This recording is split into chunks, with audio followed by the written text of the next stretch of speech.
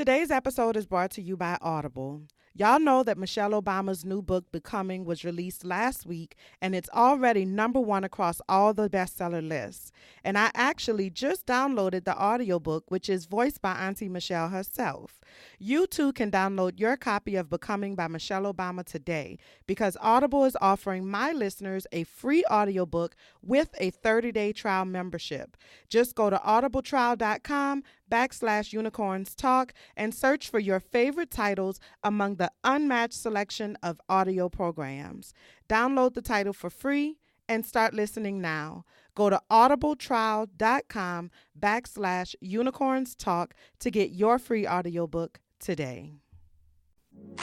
Welcome to Unicorns Talk Podcast, your weekly girl talk about Black women, our healing, and manifestation. My name is Latrice Sampson Richards, your life enhancement coach, and together we're going to live, laugh, and learn to love all of life's little messes. While I am a licensed clinician, please keep in mind that this show is not a substitute for your own relationship with a mental health provider. Let's go. Hey, y'all. Thank you so much for tuning in to episode 53 of Unicorns Talk Podcast. My name is Latrice Sampson Richards, and it is officially holiday season. Tomorrow is Thanksgiving. The holidays is one of my favorite times of the year. The only thing that I hate about holiday time is the cold, which is going to be extra, extra unpleasant this year because, as you all know, I am in Germany, and it is predicted to be one of the coldest winters in a long while. And so I am definitely not looking forward to that. Despite the cold, I have been trying to get out more and explore a bit more, and it's been pretty good so far. I found somebody to retwist my hair for me because y'all know anytime you move to a new place, one of the most important things that you have to think about is whether or not you're going to be able to get your hair done, you know? So I did get some recommendations from some of the staff members at work, and I reached out to this beautiful, beautiful spirit named Vina. Hey, Vina. And she sat up there and she got my whole scalp situated. You know, listen, I could not even see my scalp. That's how much I needed my hair done. It was rough, y'all. It was real rough. And so I'm really glad that I got a chance to meet her because I am very particular about who gets to put their hands in my head. But she did a really good job and we hit it off immediately. She even invited me over to spend Thanksgiving with her and her family. So that way I'm not going to have to spend Turkey Day all by myself. And so I'm really looking forward to that. I'm looking forward to getting to know her family and her kids and things like that. And so anyway, I also made my way to a store called Real, which is spelled real, but it's called Real. And it's kind of like the German version of Walmart. And so it's not affiliated with Walmart in any way, but it's kind of like their one-stop shopping store here in Germany. And like basically it has everything, you know. This store though, it's very different from Walmart because there were no butt cracks hanging out. You know what I'm saying? They had more than one checkout lane open at a time. The store, it looked clean. It felt clean, and the quality of the products that they had were very good, you know. So I really liked Real, but what I really don't like is these gas prices. When I pulled up to the gas station, let me tell you, I got excited at first because the price that was listed, like on the marquee, the price was listed at like 135 or 140 or something like that. But what I didn't realize was that the prices were per liter. Okay. And that 1 gallon is almost like 4 liters. And so when the attendant started pumping the gas, it got up to like €38 in like not even 30 seconds. It was crazy, y'all. Like I was tripped out for real, for real. So I had to hurry up and tell him to stop because I only had like €37 on me at the time because I wasn't expecting, I'm still figuring out the whole euro situation and with that translation. I'm still figuring out the whole euro situation and with that transition from euro to dollars looks like, So I didn't have that much euro on me at the time, but I was able to use my credit card to pay for it. But still, I paid 38 euro and some change, and that only gave me like a half a tank of gas. So I was like, damn, yeah. Like, what else? I mean, damn. But I am glad that I'm finally able to like start getting out there and getting out of the house and exploring Germany a little bit more. I plan to go on a couple trips while I'm out here. Also, I'm definitely going to Amsterdam. Like, I can't come to Europe and not go to Amsterdam, please. Definitely going to go to London. Maybe going to spend New Year's in London. We're going to see what happens, because why not? Why not spend the holidays in London, New Year's in London. I'm going to be participating in a roundtable Q&A on Sunday, December 2nd at 8 p.m. Central European Time, which is about 2 p.m. Eastern Standard Time and 1 p.m. Central Standard Time. And the topic is going to be my life living abroad as an expat. And so I'm going to be joined by 3 other individuals who also live abroad or have lived abroad for several years. And we're going to be talking about how our lives have changed since we moved abroad. I told y'all this is something that I feel very passionate about. I think more Black people need to get out there and see what's out there in the world. And it's going to be taking place inside of a free Facebook group called Black Expats All Over the World. I told y'all about this group last week. If you are interested in, like, if you currently live abroad or you're interested in living abroad, interested in traveling abroad, this is a great group for you to participate in.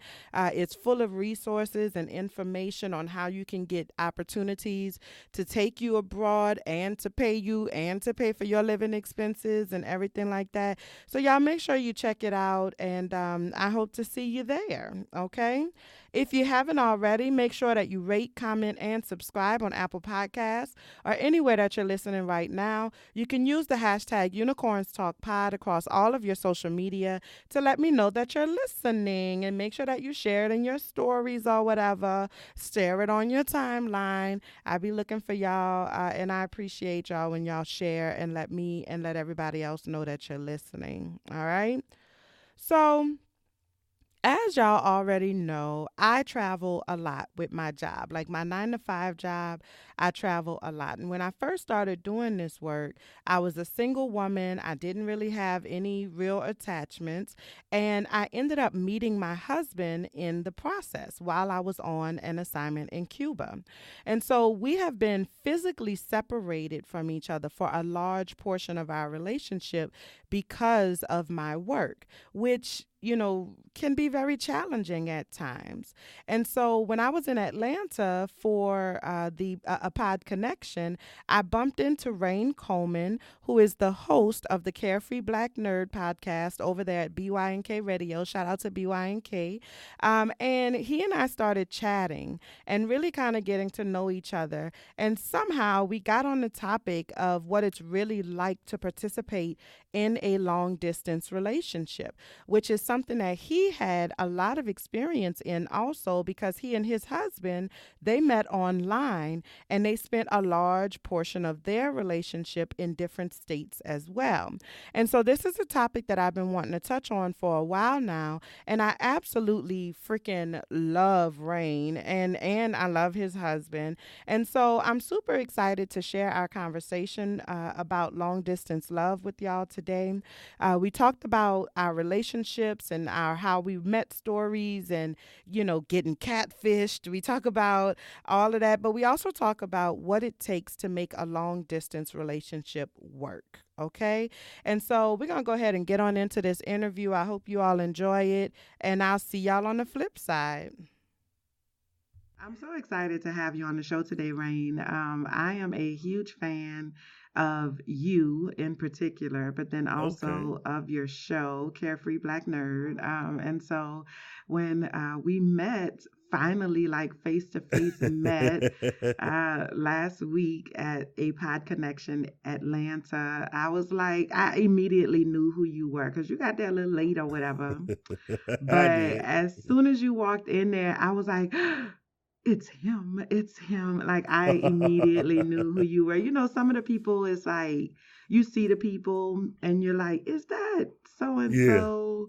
That might be. And then you always, I don't know about you, but I always remember people from like by their podcast. You know, so I'm Okay, yeah. like, when I saw you, I was like, it's Carefree Black Nerd. Oh my God! Like I got really excited. So I'm so happy that we were able to connect and you know, really kind of just I think all of the shit that was in my head, you was already like my friend in my head. Like I knew Oh, that you were somebody I wanted to get to know. And so I'm glad that it actually manifested in real life and the chemistry was there and you were excited. Oh, I feel like you were excited to see yes, no, me. absolutely. Yeah. Yeah. Well, so Yes. welcome to Unicorns Talk podcast. We're so happy to have you. Well, thank you. Thank you for having me. I'm excited. Yes. Absolutely. You got a little baritone in your voice. You know, I like that. Sometimes. No, yeah. So, Rhayne Coleman, everybody, is the host of Carefree Black Nerd, which is, listen, it's a really, really good show. And you pump out content like it is nobody's business. I'm just like, how is this Negro making so many episodes? Like, I'm just trying to get one episode done a week. And you doing like at one point in time, you were doing like 3 or 4 episodes a week. So hmm it's Carefree Black Nerd. Tell us about it. Yes, well, it started from my love of comics. As simple as I can make it. I worked in a factory for about 7, 8 years, and during that time, started listening to podcasts. And I'm a big nerd. I decided to reach out to my roots, get back into comics and animation and anime and action figures, all that stuff as an adult, which that helped me with a little bit of depression and whatnot. Um, so when I found out what a podcast was, I did like what most people do. You find out, what do you like? If you like cars, podcasts about cars. If you like, hair, podcasts about hair. And so I looked for podcasts about comic books. And I found so many. I was blessed to be able to get through them 8 to 12 hour shifts listening to a lot of good shows. But what I found was no one spoke to me. And there is a saying or a quote, and I'm going to butcher whoever said it, but, write the book you want to read, make the movie you want to see. I had to make the podcast I wanted to listen to because I was listening to a group of white people, and the race is important because they have a phenomenal show. I tuned in every week, but they would say things that I felt were very not insensitive. They said things that I feel like shouldn't have been said. Right. And in this climate of superhero movies and TV shows and this and that, and everything is changed and everything is about money, a lot of the things that were said were in reference to race bending or gender bending characters. And there was one instance in particular where anyone who's familiar with the Flash from DC, he's Wally West, Barry Allen, pretty much a cisgendered white heterosexual male. That's who he is, and that's fine.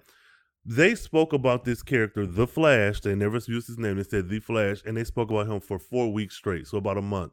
It wasn't until that last episode that they mentioned that he was a black person. I had no idea there was a black version of this character. The Now, Flash? yes.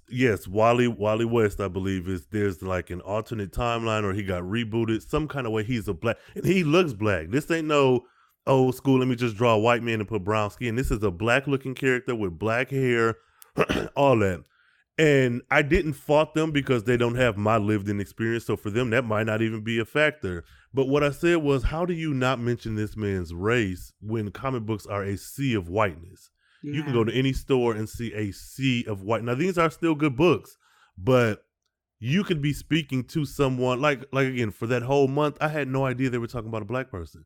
that would have made me go out and at least go look at the book, go pick up an issue. So that right then I said, no, I have to do this, because if I'm listening to them for a month, didn't know this guy was black, how many other people are just enjoying the conversation, but could stand to, what other characters were black or Mexican or Asian that I don't know about.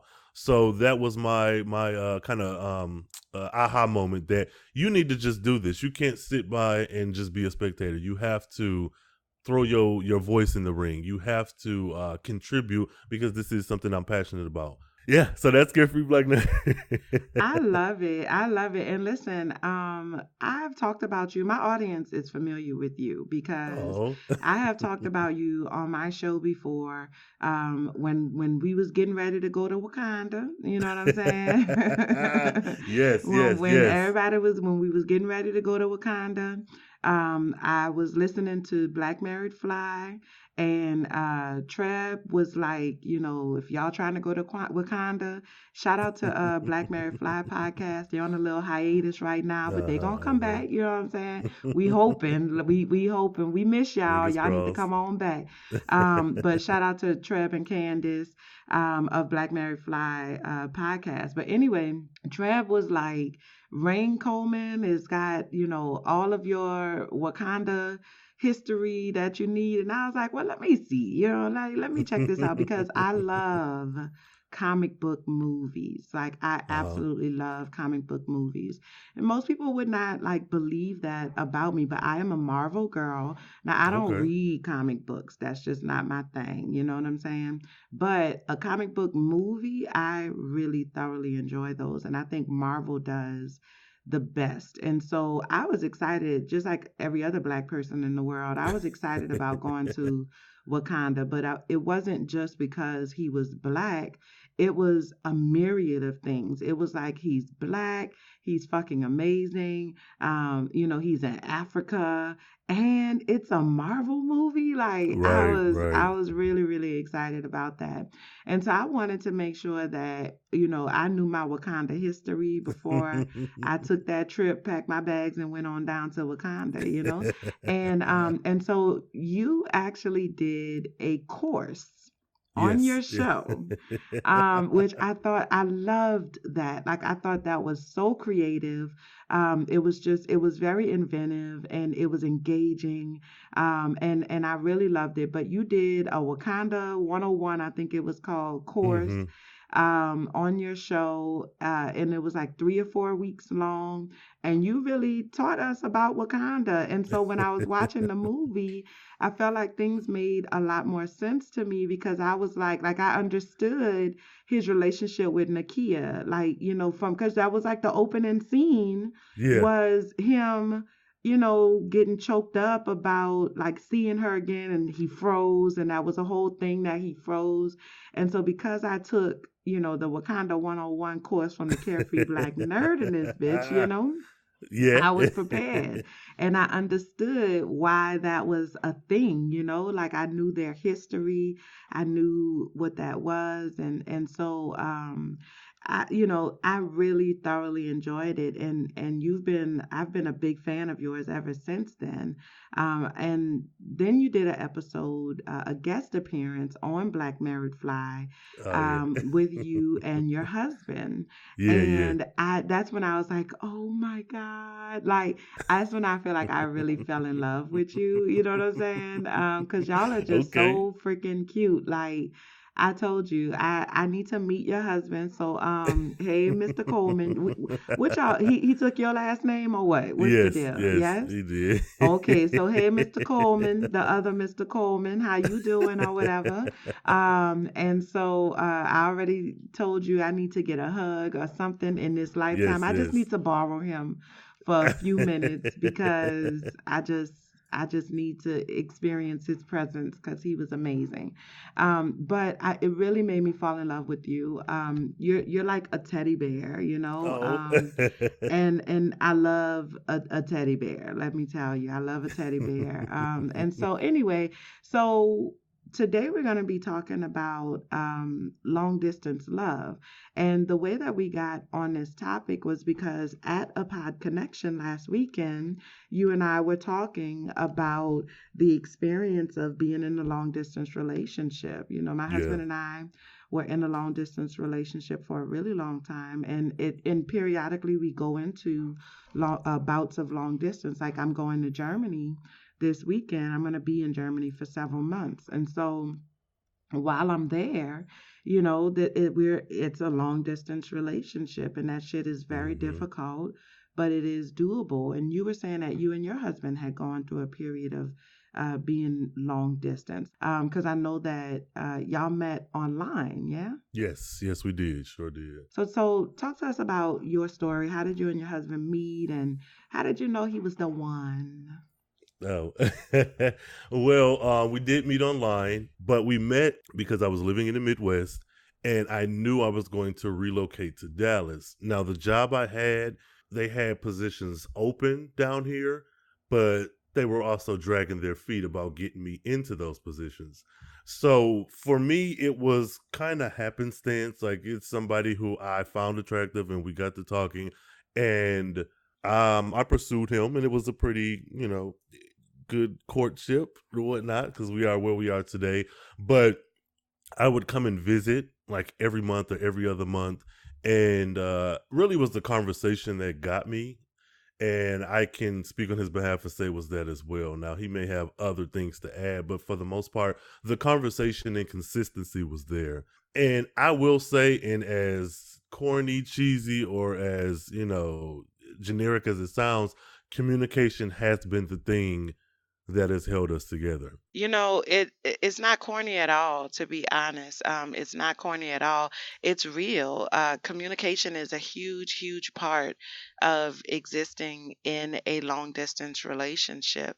Hmm. Because if the communication is not there, and if both parties are not open to engaging in that communication the way that it really needs to be engaged upon, then it's going to be a problem. Like that's given. It's going to be a problem if everybody involved is not doing what they need to do to participate in terms of like communicating more effectively. You know what I'm saying? Yeah. So, Hmm. because even like with me and my husband, like the communication has absolutely been the thing that I think has saved us, that has Hmm. been allowed us to be able to continue because the shit is hard, you know? And so being able to communicate about things, not just when we are long distance, but also when we face to face, you know, like Yeah. Yeah. when we're finally in the same space together, being able to maintain that communication is extremely, extremely important. So I agree with you 100%. And I'll tell you this. I dated before him and I was also going to school. So I was working, I was going to school, and I was dating here and there. And what I told myself was, I said, okay, well, you can date and hang out with people, but I'm not going to pursue a relationship until I get my degree. Well, I still don't have that degree and I'm married. So Right. there's that. Okay. So a little bit of backstory. I lived in Atlanta for a while and then I got a position in Michigan, where I was from, and so I moved back, and my mom was there, so that was good. That was the part that kind of made me happy being there. But outside of my mom, I really was not in a good space. That's how I turned to comic books and podcasting and stuff because I was so separate from where I was physically. I had no Yeah. friends. Like I knew people and there were a few people from high school who were there who I could talk to, but for the most part it was me going to work, me spending time with my mom. About twice a year I go to DC. I would go back to Atlanta. I would visit different places, but in Michigan I didn't feel fulfilled.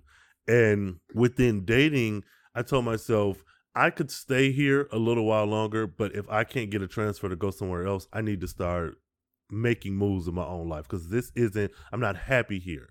My mother was the thing that kept me there for so long. When you date, I don't see the problem in dating 4, 5, 6 people at one time because that's just what it is. You date, figure out what works for you and what doesn't. But there is a certain feeling that you get when you're really into someone and you're not just spending time with somebody who you like. And I said, if I don't get that feeling again, then this isn't the person I'm going to date. And I got that from my husband just with conversation. And then when we met in person, it was the same thing. It was like, dang, this is a consistent feeling. You're the same person who you were when we talked on that phone, when we did that FaceTime call. Like, you're the same person. So that's kind of what sold me, like, for real. You know, and you bring up a really, I think a really good point.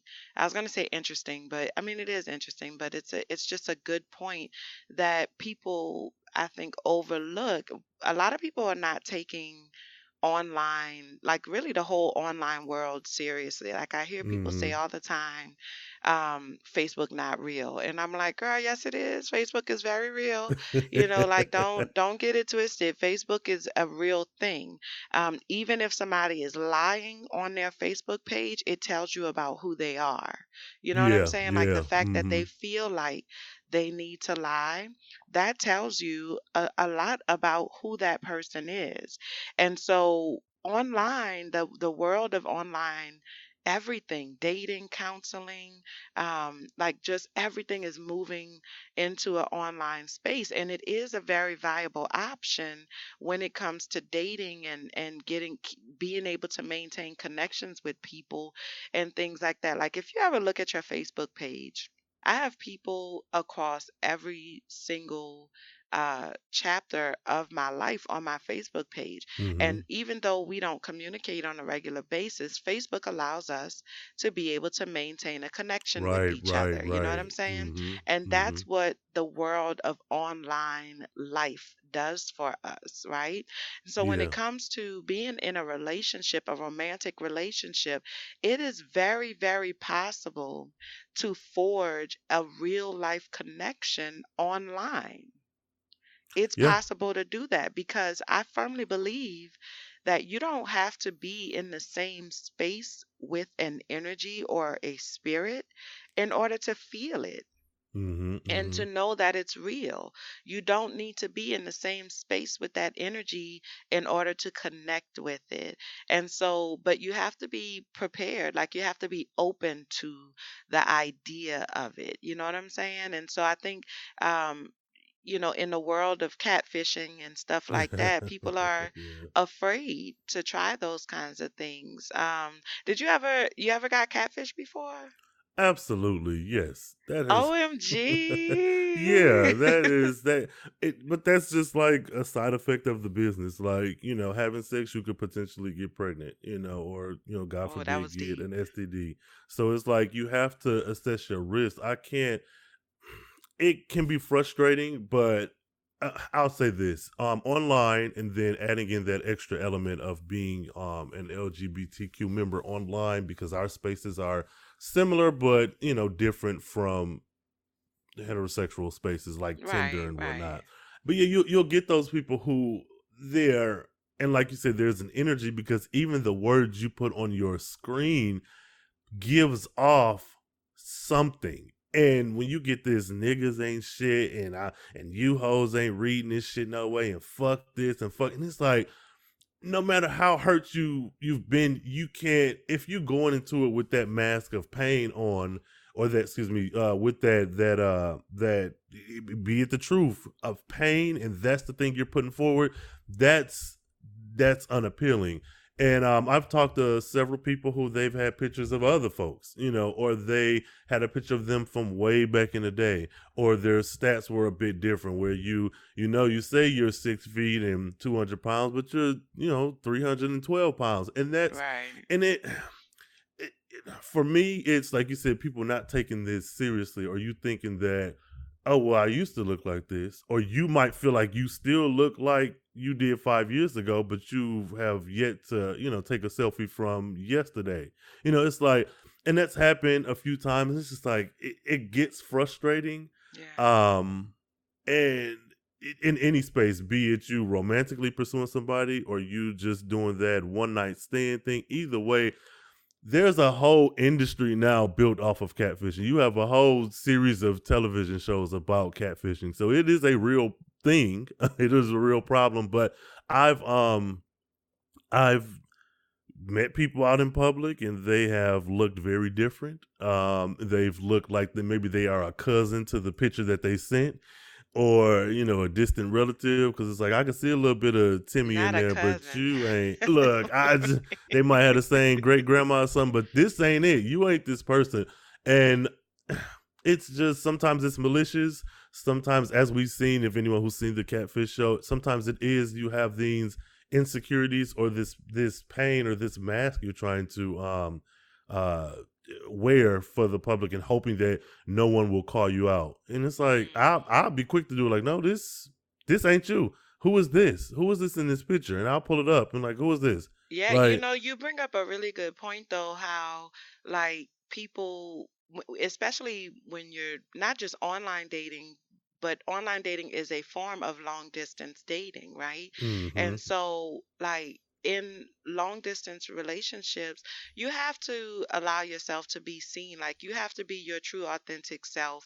Because if you're not, like, so many people are afraid of not being accepted for who they are. Like you said, they'll change their stats or something like that. But you're presenting yourself, but people do that in real life too, Do and you're yep. presenting yourself as something or somebody that you're not. And so then, you get mad or your feelings get hurt when the reality of who you are comes out, and that person is like, well, look, that's not what I signed up for. You know what I'm saying? Absolutely. And Yeah. but the reality is that it's not fair. Like, it's not fair for you to present yourself one way and then to end up being somebody else. Like when the masks come off, as it were, because they never get a chance to make a decision about whether or not they want to be with you. You know, Right, right, right. and in long distance relationships of any kind, it's extremely important for you to show up as yourself every single time, because then that person can start to get a feeling for, like you said with your husband, you know, what really drew you in was that he was the same person that you knew online. That's who he was in real life. Mm-hmm. And so the Mm-hmm. feeling that you got from talking to him online or on FaceTime or whatever it was, that was the same feeling that you got from being in his actual presence. And that's Yes, because he absolutely. allowed himself to be authentic with you. He showed up, and he showed up as himself. Like, my situation is a little different, because my husband and I, we met face to face. Okay. So we met at the library. Our how we met story is so stinking cute. I'm not going to go into the whole thing, because I could literally spend an entire episode just talking about how me and my husband met. Because I love our how we met story. But we met at the library in Cuba, and he came and sat at my table. So for the first 6 months of our relationship, it was a typical relationship. I mean, it wasn't typical because it was in Cuba, and dating at Guantanamo Bay is like dating in a freaking time capsule. Like, it's insane. You know what I'm saying? Like, it speeds up. I think it really speeds up that process a lot because it ain't shit else to do. And Yeah. so you end up spending all of your extra time with each other, getting to know each other, getting comfortable with each other, but it just kind of felt right from the very beginning. But for the first 6 months of our relationship, it was a typical relationship. We saw each other every day. We went out on dates and stuff like that. And then my assignment came to an end. And that's when, for the first time, we became a long distance relationship. Mm-hmm. And so Mm-hmm. the adjustment to that was extremely difficult. But like I said, um, it, we had already built a foundation, Yeah. because we had spent 6 months together, Mm-hmm. so Mm-hmm. we knew each other and things like that. So it was really more for us, it was really more about adjusting to this new method of communicating with each other, this new method of being with each other, not seeing each other every single day, and not being able to touch each other, not being able to, kiss each other and things like that. Like, that was the biggest adjustment. And it still is. Like, for me, me because I still travel. I mean, I met my husband doing my job. You know what I'm Yeah. saying? So Right, right, I right. still travel a lot with my work. I'm going to Germany this weekend, and I'm going to be away for a while. So at this point, we've had a lot of practice in doing the long distance thing, and it's not always easy. It requires a lot of trust, and it requires both people to be committed to making the process work, right? Because one person can't hold the relationship. Like if one person feels like they're doing more, especially, I mean, in general, but especially in a long distance kind of situation, if one Yeah. person feels like they are making more effort than the other person, it's not going to work, right? Yeah, yeah, you're right. Yeah, it's not always easy. Even now, and we're in the same space, it's still work. Um, but that's a sacrifice. Not even a sacrifice. That's just a part of being with someone. Even if you're being friends with someone, you're not gonna always get along. So you gotta kind of find that balance between I'm disagreeing, but this is what it is. So yeah, because we had our disagreements when we were long distance, but we had to actively work on addressing them and making the time because we were also in two different time zones. So though it was just an hour apart, it would still, I'm working overnight, you're working in the morning. We have to talk for an hour or two early when I'm tired from getting off work and you tired from just waking up because Yeah. he's not a morning person. So it was small compromises like that in setting a schedule and doing monthly or every 3 month check-ins and just a lot of stuff that we still carried over to doing today. It's work. It is work. It's not always hard work, because the good times are good, but it's work. And I don't feel like people don't put in they don't understand that this is a business. I don't care what way you look at it. A relationship is that it is a business. It's a partnership that you have, be it with one person, two people, polyamory, be it an open situation, be it Yeah. monogamous.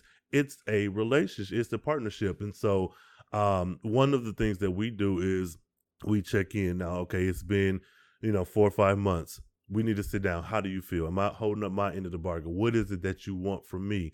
Because when we got ready to say this is official, I told him this is what I expect. I expect that we sit down and decide, because for me, what I think looks like a good relationship, only half of that might look like a good relationship to you. So we need to Yeah. find some common ground where is me holding up my end of the bargain, taking out the trash, washing dishes when you cook, filling up your gas tank, taking your car to get service. Like, is that me holding up my end of this partnership? And then in turn, are you cooking for me? Are you telling me when you're tired so I know not to expect you to do these things where I can pick up this? Like, it's just, you got to find out what works for you. And with us having that added element of being a queer couple, not having to conform to certain heteronormative roles and what am I trying to say? And expectations, there are certain things that we can change or we can alter about our relationship that, first of all, is ours. So I don't give a fuck who thinks what. But for the outside Okay. looking in, right, it doesn't have to make sense to you because we've made it make sense to us. And that's been a ongoing, not battle, that's not the word I'm looking for, an ongoing conversation, I'll say. Well, and that is so important that you brought that up because people don't understand, you know, any type of relationship that doesn't fit into whatever the box of normative is, Mm-hmm. people really struggle to wrap their minds around it, whether that is a queer relationship, if that is a long distance relationship, if that is, my husband is Jamaican, you know what I'm saying? And so there's some people in my life that really had a hard time with that, and I'm Oh like, yeah. okay, yes, yes. Mm-hmm. Because that show 90 Day Fiance, Oh like, yeah, yeah, yeah. yes, like everybody assumes that if you're dating somebody that's not American, that they just trying to get a green card. And it's like, listen, getting married is not the only way for a nigga to get a green card. You know what I'm saying? Like, my husband did not need me to get his green card. And Right, to be right. honest, if the only reason why he was with me was to get a green card, then I feel like he got the short end of the stick. You know what I'm saying? Because I am Mm-hmm. a lot, like I like dealing with me, dealing with my personality. I am a lot. I'm a good woman. This I know. Don't get it twisted. I cook, I clean, I wash drawers. I take care of my husband. You know what I'm saying? I love my husband. I take care of my husband. But personality wise, in terms of being in a relationship with me, I know Mm-hmm. that, I'm not the easiest person to be in a relationship with. And so Mm-hmm. there has to be easier ways to get a fucking green card. You know what I'm saying? Like, there just has to be a Yeah. easier way to go about doing this. Mm-hmm. And so, but for a lot of people, that's just the first thing that they automatically go to anytime that they find out that you're dating a foreigner or a non-citizen, a non-US citizen, and they automatically assume that that person is only with you in order to get a green card. And it's like, that's bullshit. Like, first of all, I am somebody. You know what I'm saying? Right, Like, right, that, right. yeah, like, I am somebody. Like, what the fuck are you trying to say about me, about who I am as a person, that the only reason somebody would be with me is to get a Yes, fucking green card? that. Like, really pay attention to what you are communicating to me as my loved one. Really think about what you're saying. So anyway, so there's that. But anytime somebody participates in a relationship that really goes against the norm, then somebody gonna have something to say about it, and people always gonna have feelings about whatever your relationship is, or whatever context your relationship exists in. And so it's important that when you are in a long distance, any relationship, but in a long distance relationship in particular, that you are protective of your union, because other people are not going to take it seriously the Right. way that you take it seriously. And so you have to make sure that you establish those boundaries with the outside world. Like, this is my relationship. This is the relationship that I choose to participate in. And you need to respect that. You don't have to agree with it, but you absolutely need to respect that. And I'm not going to allow you to be disrespectful of it, because somebody always going to have something to say. Somebody Always. always going to have a joke to crack. Somebody always going to have a negative comment or an opinion that they are unsolicited ass opinion That that part. they want to throw out into your relationship situation.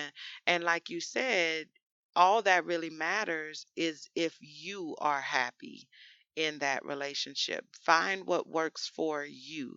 What is it that we need to establish in this relationship in order for it to work? Like, for me and my husband, when it became evident that we were going to have to go long distance, that I was going to have to leave, because I tried real hard not to have to do that. You know what I'm saying? Because why, if I don't have to? You know what I'm saying? Right, right, right, right, right. But that just wasn't in the cards for us. So when we decided, okay, so I'm leaving, what are we gonna do? We want to maintain this relationship. He was like, both of us were like, we want to maintain this. Like, I actually love this person. I want to see what happens. You know what I'm saying? So, okay, these are the ground rules, right? And like I told my husband, there cannot ever be a day that goes by that I do not hear your voice and see your face at least Right. once. I don't care if it's for 5 minutes. I don't care how long it is.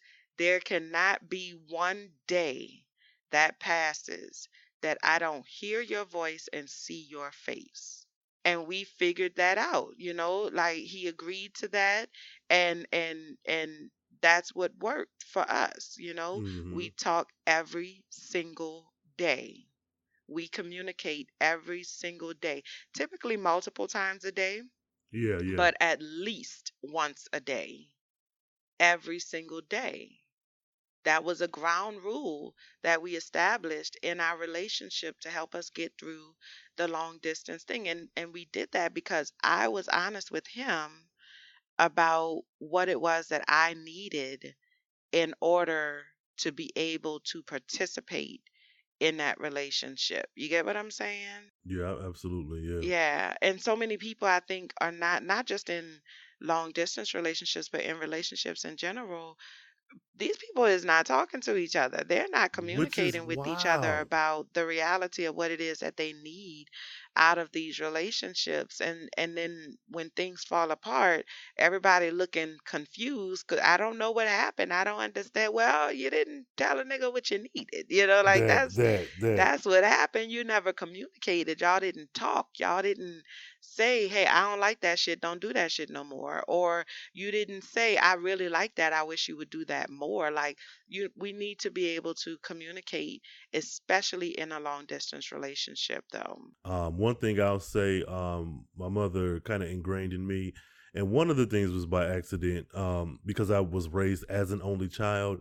When I would go out and play sports and have after school activities, it was always let me know where you are so I'll Yeah. know where you're not. So, and this is something I've carried over to my relationships, and it's not for everyone, but I let my husband know you're in Dallas, I'm in Michigan. When you're going somewhere, I need to know where you're going, because if you go to your sister's house in McKinney and then there's a shooting in Irving, I know you're not in Irving. Yeah. That's important to me. So even now, it's not a short leash, but it's like if you're gonna hang out with your friends, cool, hang out, do that. I'll do the same. But if you know, hey, we're gonna be down in Fort Worth for a couple hours, say that. So again, if a McDonald's explodes over in Carrollton, I know you're not there. And for some people, they couldn't handle that, and I'm like, well, that's fine. But part of my requirements for this relationship is for me to know what's going on. Now, again, you with your friends, hang out, go out all day, all Saturday. That's fine. I don't need to know every single stop you make, but I need to know something, so that if something does happen, and this may be a bit paranoid, but I watch a lot of ID channel. It was only me in the house growing up. So I need to know that if, God forbid, something happens, the police come to me, I can say, well, this is the text I was sent. I was sent that him and Kelly and Marcus is down here, at 5th Street in Fort Right, Worth at 5 right. foot. I need to be able to tell them something because I'm your partner. And the same goes for me. When I hang out, hey, we finna go, hang out at Marcus' house for a minute. Remember where he stayed? Well, this is his address again. And that's something that my mom did when I was younger because I was so active and it was just the two of us in the house. Yeah, I send my husband like wherever I am, even when I'm in another country, I always let him know where I am. Mm-hmm. And Mm-hmm. I'll send him, we use WhatsApp to communicate.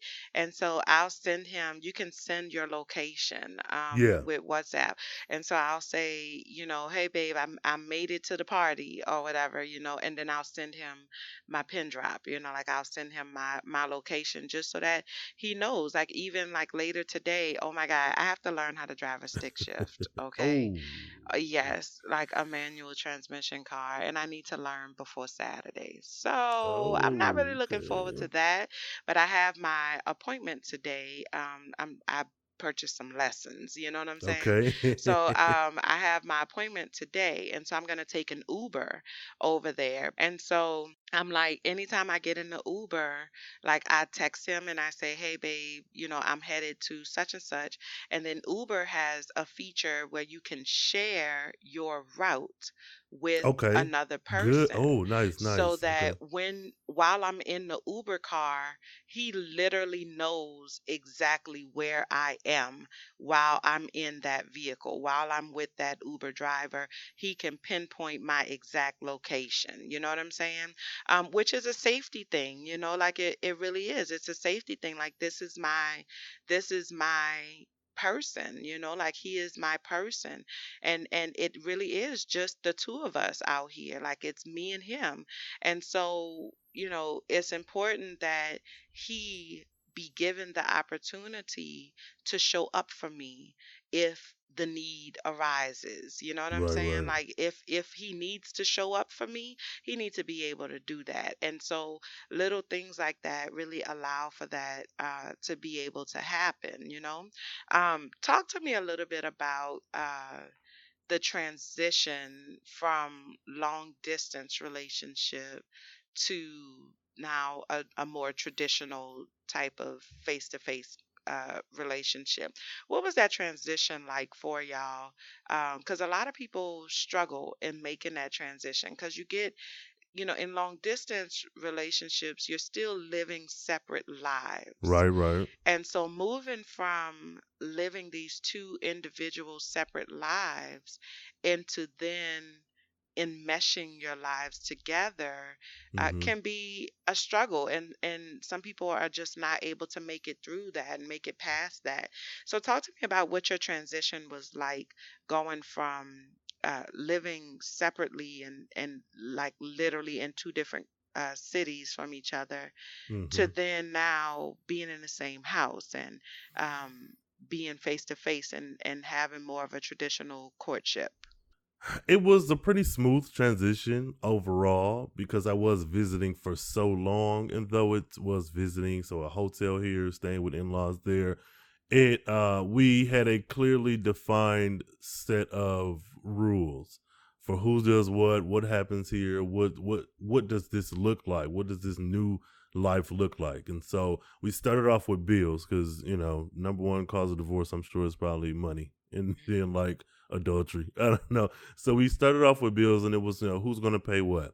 But honestly, because the transition was so traumatic, we came off of me leaving a very good paying job, my mother passing away, and then having to deal with that. So it prolonged where I should have been here a month sooner because of my mother passing and dealing with family stuff. I got here a month late.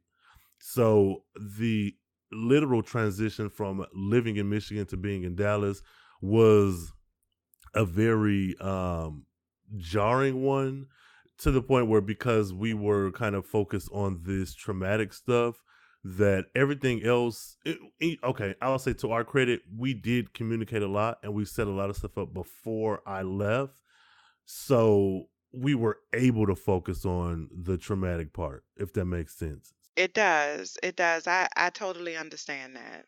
Okay. So that, in that sense, it was a smooth transition, but it was also like you coming off the heels of this thing where it honestly, for me, felt like I was entering a new chapter in my life.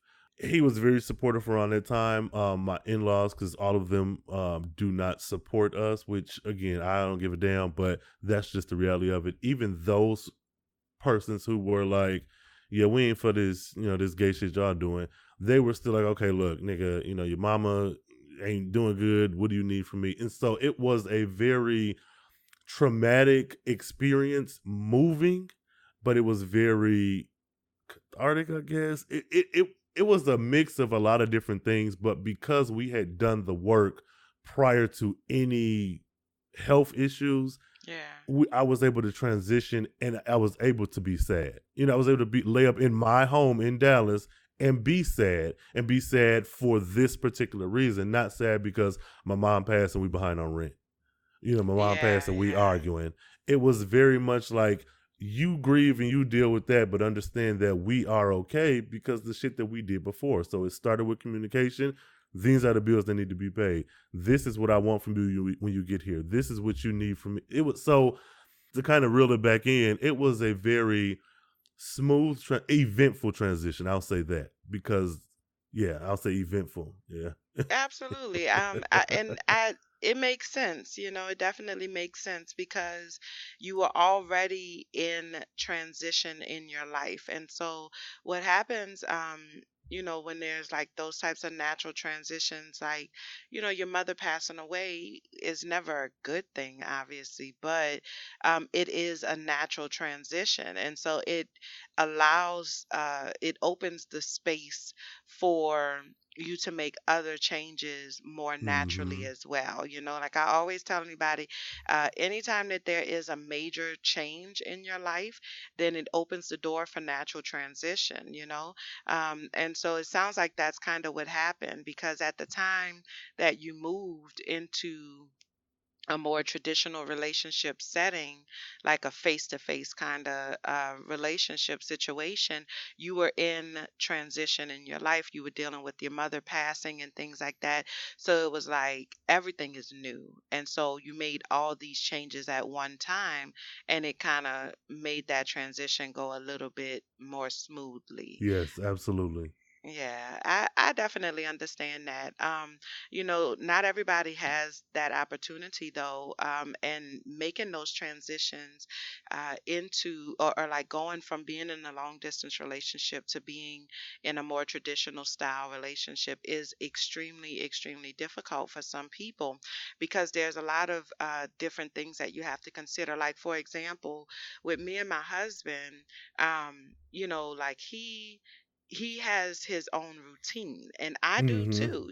Like I Mm-hmm. have my own routine as well. And so it took a little bit of time for us to like adjust. We live together, like we cohabitate well. So that's not even a thing. Like it's not an issue for us in terms of just cohabitating in the same space. Like we do that well, but it's those little nuances, like those little things like uh he doesn't like a lot of product on the countertop in the bathroom. Okay. And I have like three different face washes that I use. I like to keep things like compartmentalized. So I just keep putting more shit up on that countertop. And he's like, babe, you cannot put so much things on because my husband's Jamaican. You cannot put so much things up there, babe. It's too much. It's too much, babe. You know what I'm saying? Like, so like little things like that. But it's something that you don't realize, because when we're living our separate lives in the long distance kind of situation, you don't have to consider somebody else, what somebody else wants, or somebody else's needs and things like that when it comes to having shit on the bathroom counter. But and so you kind of get adjusted to doing it your way.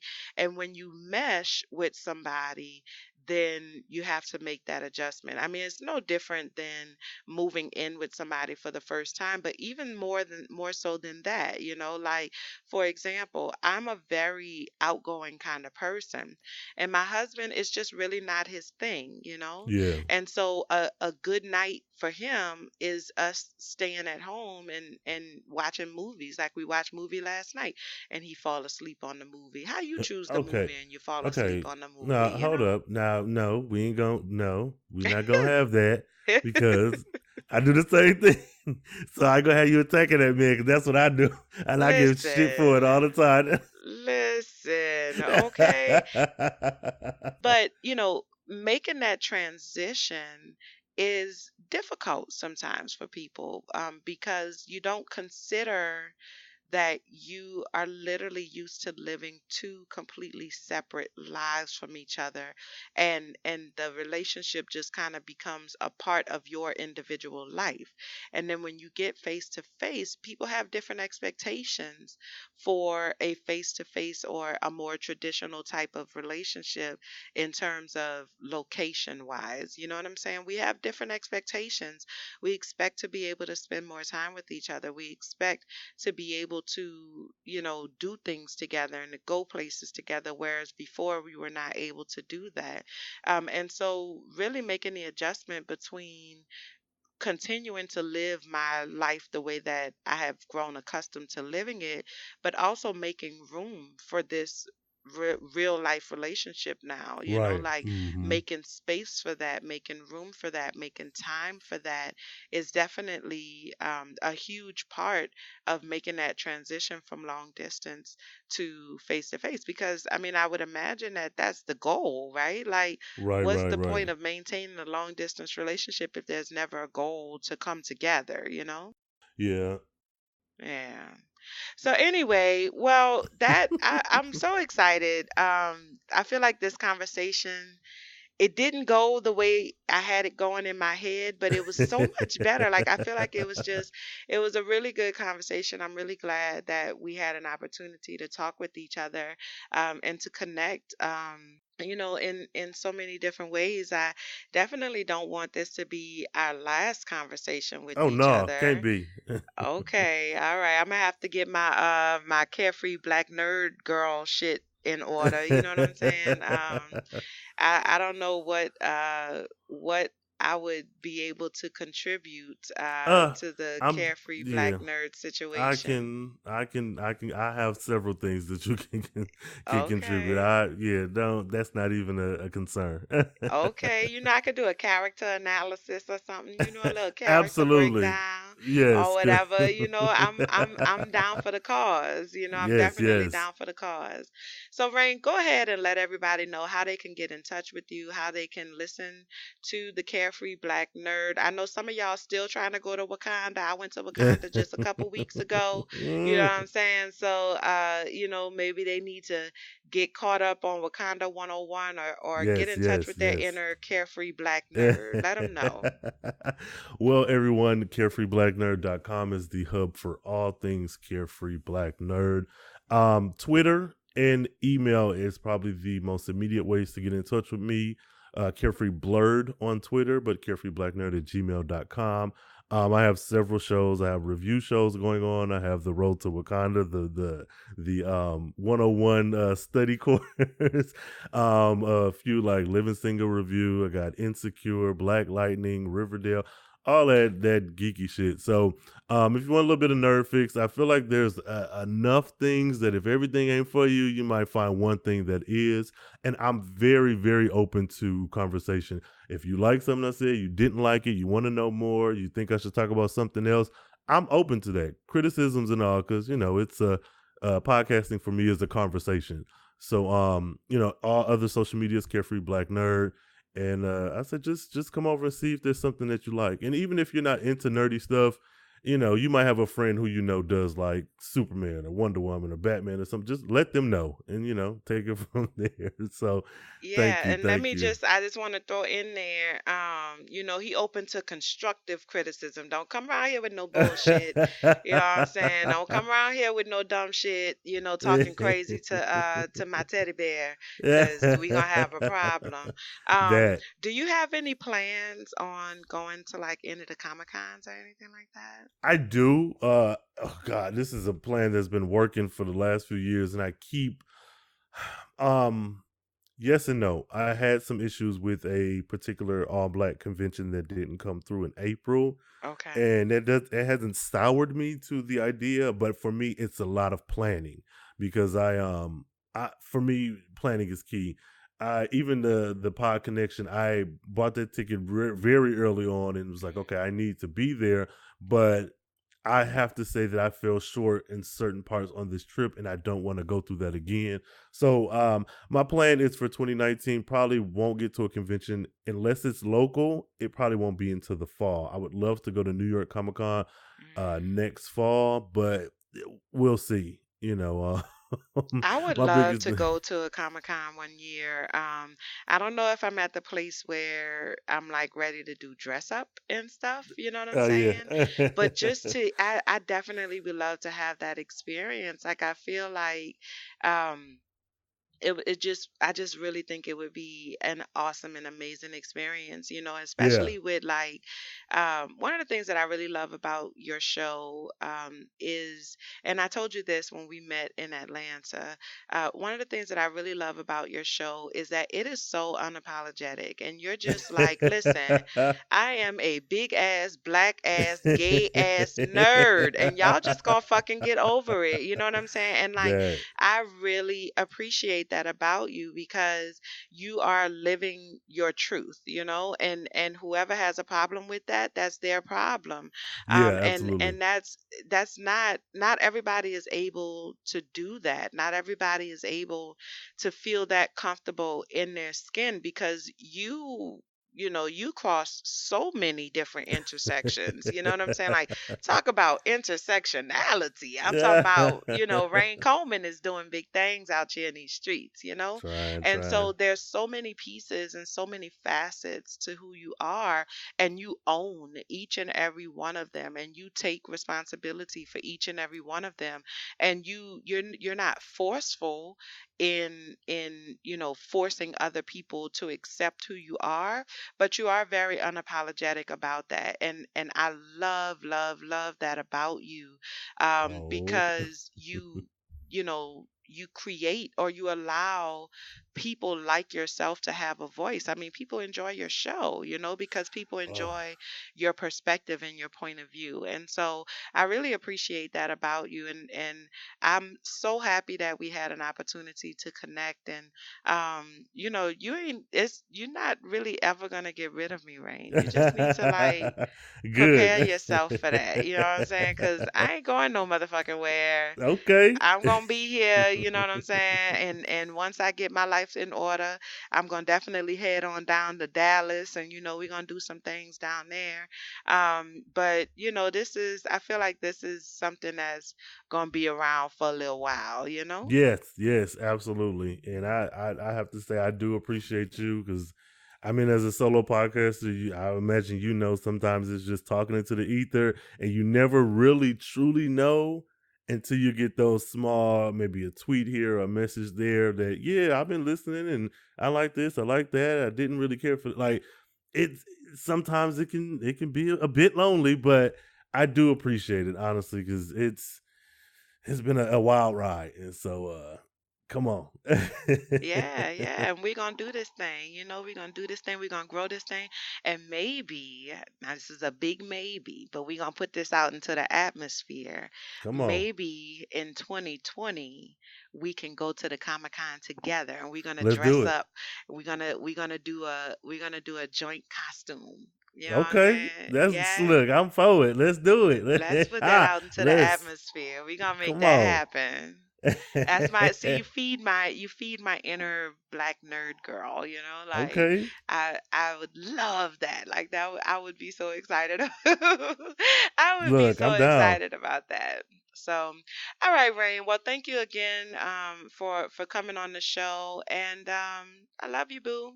Love you too, and thank you so much for having me. Thank the listeners for letting me come on and talk some shit to y'all. And yeah, you're more than welcome to come on the Carefree Black Nerd. Any program that you choose, or if you want me to come up with something, that's fine. You are more than welcome anytime. I'm down for the cause. I'm down for the cause. Good deal. Isn't Rain just so awesome and amazing?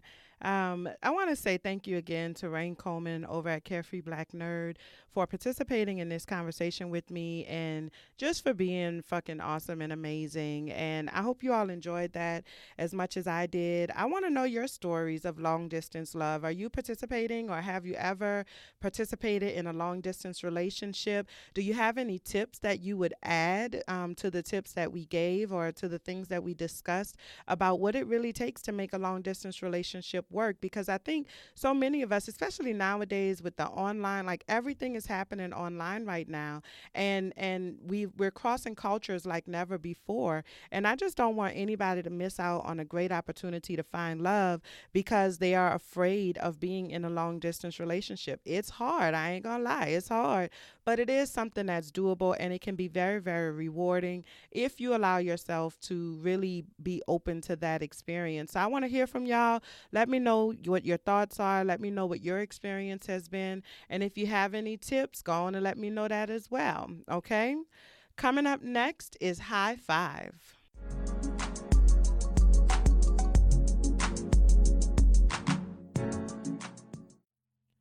Today's high five goes to everybody, every single one of y'all, male, female, black, white, brown. I don't give a shit what it is.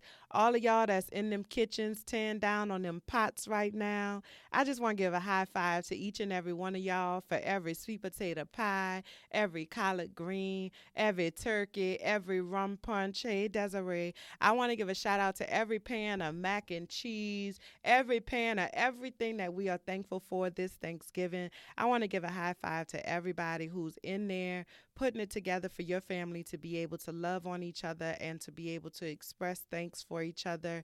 And, I just thank you. I thank you. I give you a high five. I love all of y'all, and I wish y'all a happy Thanksgiving. All right. So today's reality check is is something that's really important to me. It's just something that I kind of have been thinking about over the last week or so. Last week, the news broke that Kim Porter had suddenly passed away at the age of 47 in her home in California. Now, Kim is best known as the ex-fiance of Sean Diddy Combs, whom she has 3 children with, in addition to her eldest son with Albie Shore. For the general public, this is as much as we have ever really known about her, or at least that's all I really knew about her. And to be honest, I didn't even know she had a child with Albie Shore. All I knew was her connection to Puff Daddy, right? However, since the news of her passing, there have been countless expressions of who she was as a person from the people that she was actually connected to in real life. Janelle Monáe talked about how warm her spirit was and how Kim's kindness and willingness to share her network helped her to launch her music career. Kamora Lee Simmons detailed how this shining beacon of light, as she said, touched her life and the lives of her children over the years. And Diddy himself says that he has and always will love her with everything in him. This weekend, I also attended a going away party for one of the staff members at the facility where I work. The entire staff showed up just to make sure that this man knew how much they loved and appreciated him. People were literally in tears talking about how special he is and how special he makes everyone else around him feel just by virtue of his existence. As I sat back and took it all in, I began to think about what people would say about me when I'm gone, whether that is leaving one job for another, moving from one place to another, or leaving one form for another. What will people say about who Latrice Sampson Richards was and is? Some of us spend a great deal of time trying to convince ourselves that we don't need anybody and that we don't care what anyone has to say about us. And so as a result, we close ourselves off to the relationships and the connections that are intended to enrich our lives and the lives of every single person that we come into contact with. The similarity between Kim Porter and the staff member who's PCSing is their willingness to be seen unapologetically and the decision that they made at some point in their life to connect genuinely to those around them. Now listen, I understand that this will be a lot more difficult for some of us than others. For some, life has taught you that to show yourself is to open yourself up to hurt and to make yourself susceptible to the manipulation of those who mean you no good. And I get that. But reality check. Today is another day.